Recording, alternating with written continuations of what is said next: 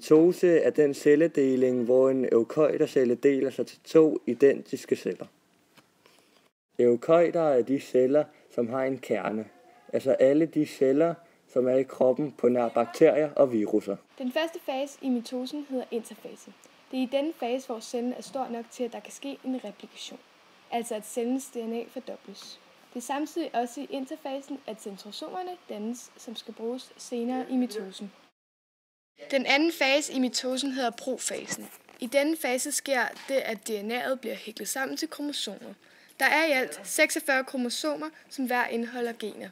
Centrosomerne følger cellemembranen ned til midten af cellen i denne fase. Her bliver de stående til næste fase.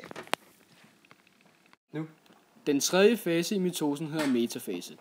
Det første, der sker i metafasen, er, at cellekernemembranen opløses, og kromosomerne ligger frit i cellen.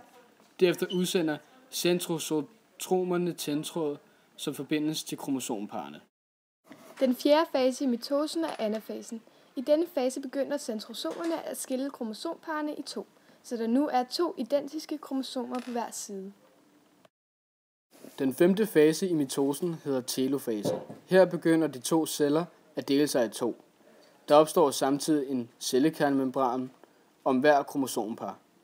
Her er mitosen faktisk færdig, men som I kan se, så er selve cellerne ikke færdige. Dette sker i symptokerne, hvor cellerne skilles helt fra hinanden. Der er nu 23 kromosomer i hver.